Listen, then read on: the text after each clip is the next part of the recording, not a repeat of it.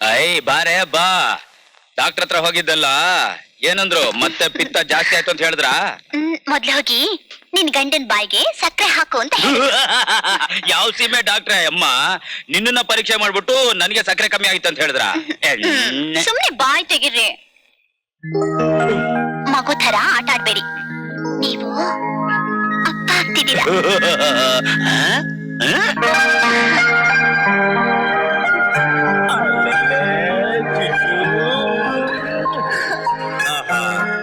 ನನಗೇನಾದ್ರೂ x ray ಕಣ್ಗಳು ಇದ್ಬಿಟ್ಟಿದ್ರೆ ಹೊಟ್ಟೆಲಿರೋದು ಗಂಡ ಅಥವಾ ಹೆಣ್ಣ ಅಂತ ನೋಡಿ.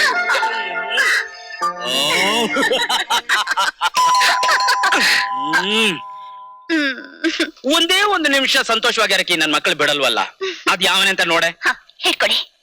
ಅಲ್ಲೇ ಅವನ್ ಯಾವನೇ ಇರ್ಲಿ, ನಾನ್ ಮನೇಲಿಲ್ಲ ಅಂತ ಹೇಳ್ಬಿಡು. ಇವತ್ ನನ್ನ ಆಫೀಸ್ಗೆ ರಜಾ, ನಮ್ಮಿಬ್ಬರಿಗೂ ಒಂದ್ ಮೂರ್ ಮಜಾ. ಹೋಗಿಪ್ಪ. ನೀವು ಬಾಗಲಾಕೊಂಡ್ ಬನ್ನಿಪ್ಪ.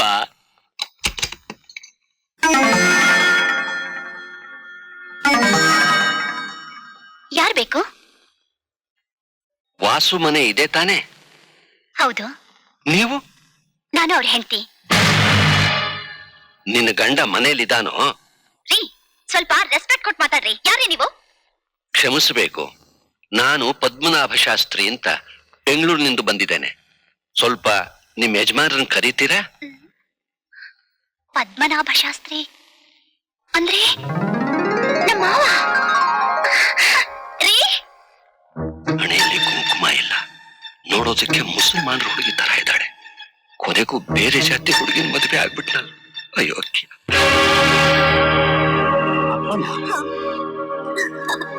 ನಿಜವಾಗ್ಲು?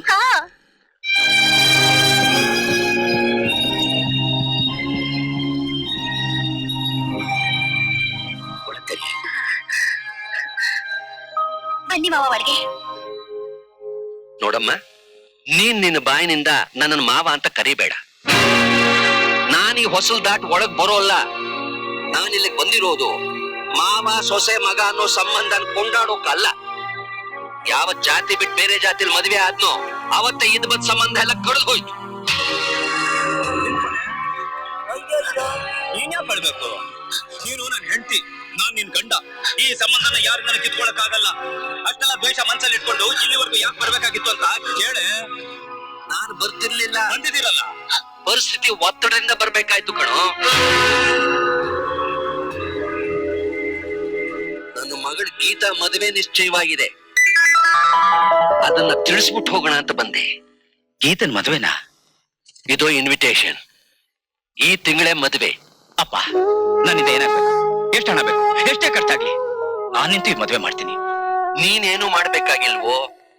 ಅಪ್ಪ, ಇದು ನನ್ ತಂಗಿ ಮದ್ವೆ, ತುಂಬಾ ಚೆನ್ನಾಗಿ ನಡಿಬೇಕು. ಹಾ ಹೌದು, ನಿನ್ನ ಆ ತಂಗಿ ಮದ್ವೆ ತುಂಬಾ ಚೆನ್ನಾಗಿ ನಡಿಬೇಕು ಅಂದ್ರೆ ನೀನೊಂದ್ ಕೆಲ್ಸ ಮಾಡ್ಬೇಕು. ಏನ್ ಮಾಡ್ಬೇಕು ಹೇಳಿ? ನೀನು ಆ ಮದುವೆಗೆ ಬರ್ಕೂಡ್ದು. Don't get excited. ನಿಮ್ಮಪ್ಪನೇ ಕಳು ಹೇಳ್ತಾ ಇರೋದು.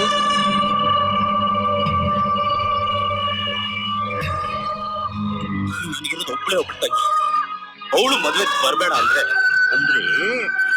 ನನಗಿರೋದು ಒಬ್ಬಳೇ ಮಗಳು, ಅವಳಿಗೆ ಅಣ್ಣ ತಮ್ಮ ಯಾರು ಇಲ್ಲ ಅಂತ ಹೇಳಿನೇ ಕಣು ಈ ಮದ್ವೆ ಫಿಕ್ಸ್ ಮಾಡಿರೋದು. ಆಹಾ, ಮಗಳ ಮದ್ವೆ ಫಿಕ್ಸ್ ಮಾಡೋಕ್ಕೋಸ್ಕರ ಇರೋ ಒಬ್ಬ ಮಗನ ಇಲ್ಲ ಅಂತ ಸುಳ್ಳು ಹೇಳಿದಿರಲ್ಲ, ಆಗ ನಿಮ್ಮ ಆಚಾರ ವಿಚಾರ ಎಲ್ಲಿ ಹೋಯ್ತು? ಯಾವತ್ತಿ ಬಡ ಬ್ರಾಹ್ಮಣ ಒಂದ್ ಹೆಣ್ಣನ್ ಹೆತ್ತು ಅವಳಿಗೆ ಅಣ್ಣನಾಗಿ ನಿನ್ನಂತ ಅನಾಚಾರದ ಮಗನ ಹೆತ್ತು, ಅದರ ಕರ್ಮ ನನ್ನ ಬಾಯಿಂದ ಸುಳ್ಳು ಹೇಳಿಸು. ನಿನ್ನ ದೆಸೆಯಿಂದ ನನ್ನ ಮಗಳಿಗೆ ಒಂದು ವರಾನು ಸಿಗ್ಲಿಲ್ಲ.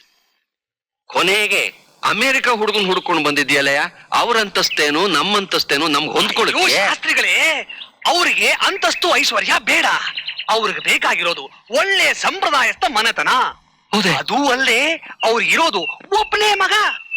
ಈ ಅಣ್ಣ ತಮ್ಮ ಅಕ್ಕ ತಂಗಿ ಯಾವ ಪ್ರಾಬ್ಲಮ್ ಇಲ್ದಿರೋ ಒಬ್ಬಳೇ ಮಗಳಿರೋ ಮನೆ ಹುಡುಕು ಅಂದ್ರು. ಈಗ ತಿಳಿತಾ? ಇನ್ ನಾನು ಹೆಚ್ಚಿಗೆ ಮಾತಾಡೋಕೆ ಇಷ್ಟ ಪಡೋಲ್ಲ. ನಿನ್ನ ತಂಗಿ ಮದುವೆ ಚೆನ್ನಾಗಿ ನಡಿಬೇಕು ಅನ್ನೋ ಆಸೆ ನಿನಗಿದ್ರೆ ನೀನ್ ಖಂಡಿತ ಈ ಮದುವೆಗೆ ಬರಬಾರ್ದು. ಬರ್ಕೂ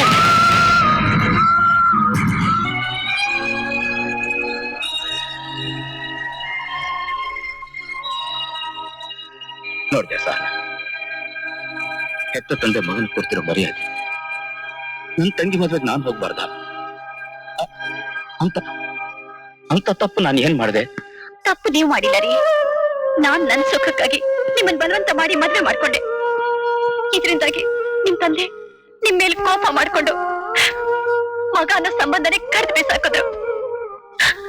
ಪ್ಲೀಸ್ ವಾಸು, ನನ್ನ ಕ್ಷಮಿಸ್ಬೇಡಿ, ನನ್ನ ಕ್ಷಮಿಸ್ಬೇಡಿ. ಇದ್ರಲ್ಲಿ ನಿನ್ನ ಕ್ಷಮಿಸೋದು ಏನ್ ಬಂತು?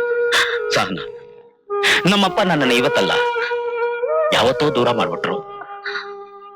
ಯಾಕೆ? ಏನಾಯ್ತು? ಅಂಥದ್ ಏನ್ ಮಾಡಿದ್ರಿ?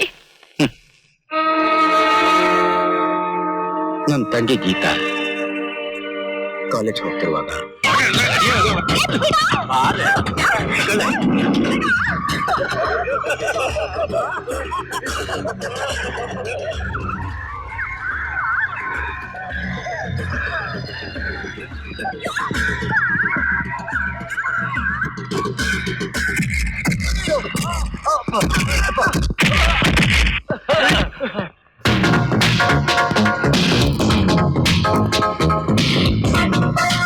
ಬೇವರ್ತಿ ನನ್ನ ಮಕ್ಕಳ್ರ ಬೇರೆಯವ್ರ ಹೆಣ್ಮಕ್ಳು ಮೈ ಮುಟ್ಟಿದ್ರೇನೆ ನಾನು ಬಿಡೋನಲ್ಲ. ನನ್ನ ತಂಗಿ ಮೈ ಮುಟ್ಟಿದ ಮೇಲೆ ನಿಮ್ ಚರ್ಮ ಸುಲಿದೆ ಬಿಡಲ್ಲ.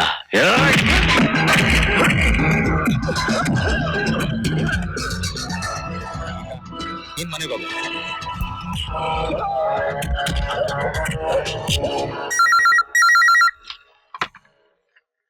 S Damodar speaking. Sir, Vasu ನಿಮ್ ಮಗನ ಸಿಕ್ಕಾಪಟ್ಟೆ ಹೊಡಿತಿದ್ದಾನೆ ಸರ್. ಏನು? ವಾಸು ನನ್ನ ಮಗನ ಹೊಡಿತಾ ಇದ್ದಾನ?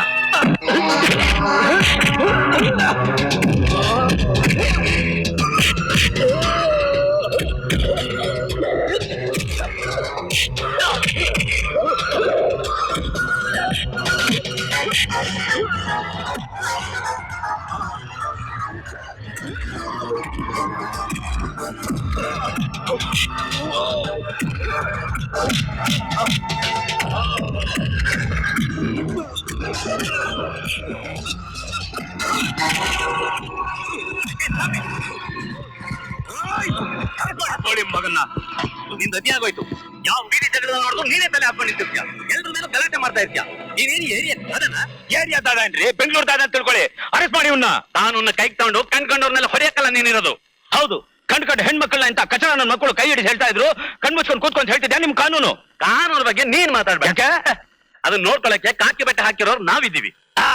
ಸಾರ್, ಕಾಕಿ ಬಟ್ಟೆಗೆ ಕಡಕ್ ಇಸ್ತ್ರಿ ಮಾಡ್ಕೊಂಡ್ ಬರೋವರೆಗೂ ನಾನು ಕಾಯ್ಕೊಂಡು ಕೂತಿದ್ರೆ ಇಷ್ಟೊತ್ತಿಗೆ ನನ್ನ ತಂಗಿ ಮಾನನ ಬೀದಿಲ್ ಹರಾಜಾಕ್ಬಿಡ್ತಿದ್ರು. ಇಷ್ಟು ಬಾಯಿಗೆ ಬಂದಾಗ ಹರಟ್ಬೇಡ.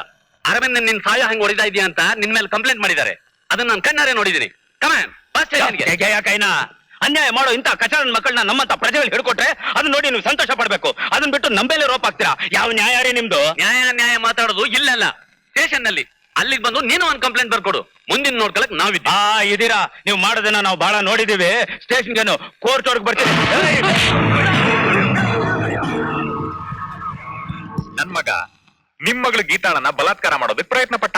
ಅದಕ್ಕೆ ನಮ್ ಹುಡುಗ ನಿಮ್ ಹುಡುಗನ್ಗೆ ರಕ್ತ ಬರೋ ಹೊಡೆದಿದ್ದಾನೆ.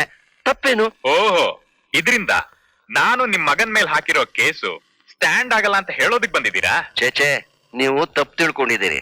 ನಾನು ಬಂದಿರೋ ಉದ್ದೇಶ, ನೀವು ನಮ್ಮ ಹುಡುಗನ ಮೇಲೆ ಹಾಕಿದಿರಲ್ಲ ಕೇಸು, ಅದನ್ನ ಹಿಂದಕ್ಕೆ ತಗೊಂಡ್ಬಿಡಿ. ಇದಕ್ ಮೊದಲು ನಮ್ ಹುಡುಗ ನಿಮ್ ಹುಡುಗ ಮೇಲೆ ಹಾಕಿದ ಒಂದು ಸ್ಟ್ರಾಂಗ್ ಕೇಸು, ಅದನ್ನ ಹಿಂದಕ್ಕೆ ತಗೊಳ್ಳೋ ಹಾಗೆ ನಾನು ಏರ್ಪಾಟ್ ಮಾಡ್ತೀನಿ ಅಂತ ಹೇಳೋಕೆ. ಯಾಕಂದ್ರೆ ಇಂಥ ವಿಷಯಗಳಿಗೆಲ್ಲ ಕೋರ್ಟು ಕಚೇರಿಗೆ ಹೋಗೋದು ನನಗೆ ಇಷ್ಟವಿಲ್ಲ. ನಾನೊಬ್ಬ ಸಂಪ್ರದಾಯಸ್ಥ ನೋಡಿ. ಅಂದ್ರೆ ನೀವು ನನ್ನ ಹತ್ರ ರಾಜಿ ಮಾಡ್ಕೊಳ್ಳೋದಕ್ ಬಂದಿದ್ದೀರಾ? ಸಾಧ್ಯವಿಲ್ಲ. Hello, Damodar here. ನಾನು ಇನ್ಸ್ಪೆಕ್ಟರ್ ರವಿಕುಮಾರ್ ಮಾತನಾಡ್ತಾ ಇದ್ದೀನಿ. ಪದ್ಮನಾಭ ಶಾಸ್ತ್ರಿನ ನಾನೇ ನಿಮ್ಮ ಹತ್ರ ಕಳ್ಸಿದ್ದೀನಿ. ನೀವು ಕೇಸ್ನ ವಾಪಸ್ ತಗೊಂಡು ಕಾಂಪ್ರಮೈಸ್ ಮಾಡ್ಕೊಳ್ಳೋದು ಒಳ್ಳೇದು. ಏನ್ರಿ ನೀವ್ ಹೇಳ್ತಾ ಇರೋದು? ಎಷ್ಟೇ ಖರ್ಚಾಗ್ಲಿ ನಾನ್ ಬಿಡಲ್ಲ. ನಿಮ್ ಮಗ ರೇಪ್ ಅಟೆಂಪ್ಟ್ ಮಾಡೋದಕ್ಕೆ ಸಾಕ್ಷಿ ಅವ್ರ ಹತ್ರ ಬಹಳ ಸ್ಟ್ರಾಂಗ್ ಆಗಿದೆ. ಬೇರೆ ಏನು ಯೋಚನೆ ಮಾಡದೆ ಕಾಂಪ್ರಮೈಸ್ ಮಾಡ್ಕೊಳ್ಳಿ. ನೋಡಿ ಮಿಸ್ಟರ್ ದಾಮೋದರ್, ನೀವು ಹೀಗೆ ಹಠ ಇಡೋದ್ರಿಂದ ಸುಮ್ಮನೆ ಹಣ ಖರ್ಚಾಗುತ್ತೆ ವಿನಃ ಬೇರೆ ಏನು ಪ್ರಯೋಜನವಾಗಲ್ಲ. ನಿಮಗ್ ಗೊತ್ತಿರೋ ಹಾಗೆ ನ್ಯಾಯ ನನ್ನ ಪಕ್ಕ ಇದೆ. ಆದ್ರೂ ನಾನು ಮಾನಕ್ಕೆ ಹೆದರಿ ನಿಮ್ ಮನೆ ಬಾಗಿಲಿಗೆ ಬಂದಿದ್ದೇನೆ. ಇದಕ್ಕೆ ಒಪ್ಲಿಲ್ಲ ಅಂದ್ರೆ ಶಾಸ್ತ್ರಿಗಳೇ, ಈ ಕಾಂಪ್ರಮೈಸ್ಗೆ ನಾನು ಒಪ್ಕೋತೀನಿ. ಆ ಚಂಡಾಲರ ಮನೆಗೆ ಹೋಗಿ ಅವ್ರ ಕಾಲಿಗೆ ಬಿದ್ದು ನೀವು ಕಂಪ್ಲೇಂಟ್ ವಾಪಸ್ ತಗೊಳ್ಳಿ, ನಾನು ತಗೋತೀನಿ ಅಂತ ಹೇಳಿ ಬಂದ್ರಲ್ಲ. ಯಾರನ್ನ ಕೇಳಿ ಕೆಲಸ ಮಾಡಿದ್ರಿ? ಯಾರನ್ನ ಕೇಳ್ಬೇಕಾಗಿತ್ತು? ನನ್ನನ್ ಕೇಳ್ಬೇಕಾಗಿತ್ತು. ಗೀತಾ ನನ್ ತಂಗಿ. ಲೋ, ನಾನ್ ಅವಳ ಅಪ್ಪ ಕಣೋ. ನೀನ್ ಕಂಪ್ಲೇಂಟ್ ಕೊಟ್ಟು ಸರಿ, ಆ ಚಂಡಾಲ ಕಂಪ್ಲೇಂಟ್ ಕೊಟ್ಟು ಸರಿ. ನಾಳೆ ಕೋರ್ಟ್ ಕಟ್ಕಟೆಯಲ್ಲಿ ನಿಂತು ಉತ್ತರ ಹೇಳ್ಬೇಕಾದವಳು ನನ್ನ ಮಗಳು ಕಣೋ. ನಿನ್ನ ಮುದ್ದು ಮದುವೆ ಆಗದೆ ಇರೋ ತಂಗಿ ಕಣೋ. ಆ ಪ್ರಜ್ಞೆ ನಿನಗಿದೆಯೋ? ಆ ಪ್ರಜ್ಞೆ ಇದ್ದದಕ್ಕೇನೆ ಕೇಳ್ತಿರೋದು. ಕೋರ್ಟಲ್ಲಿ ಅವಳು ರೇಪ್ ಅಟೆಂಪ್ಟ್ ನಾನು ಪ್ರೂವ್ ಮಾಡದೆ ಹೋದ್ರೆ ಅವಳನ್ನ ರೇಪೇ ಮಾಡ್ಬಿಟ್ಟೆ ಅಂತ ಊರೆಲ್ಲ ಹೇಳ್ಕೊಂಡ್ ಬರ್ತಾನೆ. ಆಗ ನಮ್ಮ ಮಾನ ಮರ್ಯಾದೆ ಏನಾಗುತ್ತೆ? ಈಗ ಒಟ್ಟಲ್ಲಿ ನೀನ್ ನನ್ನ ಮಗಳನ್ನ ಕೋರ್ಟ್ ಕರ್ಕೊಂಡು ಹೋಗ್ಬೇಕಲ್ಲ? ಹೌದು, ನನ್ನ ತಂಗಿನ ಕೋರ್ಟ್ ಕರ್ಕೊಂಡು ಹೋಗ್ಲೇಬೇಕು. ಸರಿ ಗೀತಾ, ಮರೆಯಲಿ. ಲೋ ವಾಸು, ಏನಂದ್ರೆ ನೀವಿಬ್ರು ಜಗಳ ಆಡೋದ್ ಬಿಟ್ಟು ಇಷ್ಟಕ್ಕೆ ನಿಲ್ಲಿಸ್ಬಿಡಿ. ನಿಮ್ ಕಾಲಕ್ಕೆ ಕೇಳ್ಕೊಳ್ಳಿ. ಬಿಟ್ಬಿಡು ಅಂತ್ಯ. ನನ್ ತಂಗಿ ಮುಟ್ಟ ಅವ್ನ ಕೈ ಕೋಳ ಹಾಕ್ಸಿ ಅವ್ನ ಒಳಗ್ ತಳ್ಳೋವರೆಗೂ ನಾನ್ ಬಿಡಲ್ಲಮ್ಮ. ಅಯ್ಯೋ ಬೇಡ ಕಣೋ. ಲೇ ಮೀನಾಕ್ಷಿ, ಬರ ಇತ್ಲೆಗೆ. ನಾಳೆ ಕೋರ್ಟ್ ನಲ್ಲಿ ಅವಳನ್ನ ಏನೇನ್ ಪ್ರಶ್ನೆಗಳು ಕೇಳ್ತಾರೋ ಅದನ್ನ ಇದೇ ಕೋರ್ಟ್ ಅಂತ ತಿಳ್ಕೊಂಡು ಅವನನ್ನ ಕೇಳೋಕ್ ಹೇಳೆ. ಕೇಳೋ ಹೇಳೆ. ಇಲ್ಲ, ನನ್ ಯಾರು ಕಿತ್ತ ಪ್ರಯತ್ನ ಪಡ್ಲಿಲ್ಲ. ನನ್ ಕೋರ್ಟ್ಗೂ ಬರಲ್ಲ, ಎಲ್ಲೂ ಬರಲ್ಲ. ನನ್ ಬಿಟ್ಬಿಡಿ ಪ್ಲೀಸ್. ಬದುಕಿರೋವಾಗ್ಲೇ ನನ್ನ ಮಗಳ ಮೇಲೆ ಕೈ ಮಾಡೋ ಧೈರ್ಯ ಬಂತ ನಿನಗೆ? ಅಪ್ಪ ತೊಂದ್ ಹಾಕ್ತಾನೆ, ಅಮ್ಮ ಬೇಯಿಸ್ ಹಾಕ್ತಾಳೆ ಅಂತ ಒಳ್ಳೆ ಕಡತ್ತಾಗ ತಿನ್ಕೊಂಡು ಬೀದಿಲ್ ಗಲಾಟೆ ಮಾಡೋದು ಅಲ್ಲದೆ ಮನೆಗ್ ಬಂದು ರಂಪ ಮಾಡ್ತಿದ್ಯೇನೋ? ನಿನ್ ದೆಸೆಯಿಂದ ಒಂದ್ ಮದ್ವೆಗೆ ಹೋಗುವಾಗಿಲ್ಲ, ಒಂದ್ ಮುಂಜಿಗೆ ಹೋಗುವಾಗಿಲ್ಲ, ಬೀದಿಲ್ ತಲೆ ಎತ್ಕೊಂಡು ಸುತ್ತಾಡೋ ಆಗಿಲ್ಲ. ಇವ್ ನನ್ನ ಮಗನೇನೆ.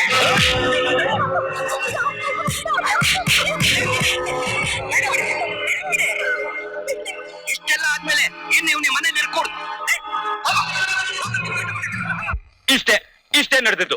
ಇದ್ರ ನನ್ ತಪ್ಪೇನಾದ್ರು ಇದೆಯಾ? ನನ್ ತಪ್ಪೇನಾದ್ರು? ಸಮಾಧಾನ ಮಾಡ್ಕೊಳ್ರಿ. ನಾನು ಹೇಳೋದಿಷ್ಟೇ, ನಿಮ್ಗೆ ನಿಮ್ ತಂಗಿ ಮದ್ವೆ ನಡಿಬೇಕು ತಾನೆ? ಹೌದು. ಸರಿ, ಮತ್ತೆ ಅವಳ ಮದ್ವೆಗೆ ನೀವ್ ಹೋಗೋದ್ರಿಂದ ತೊಂದ್ರೆ ಆಗುತ್ತೆ ಅನ್ನೋದಾದ್ರೆ ನೀವ್ಯಾಕೆ ಹೋಗ್ಬೇಕು?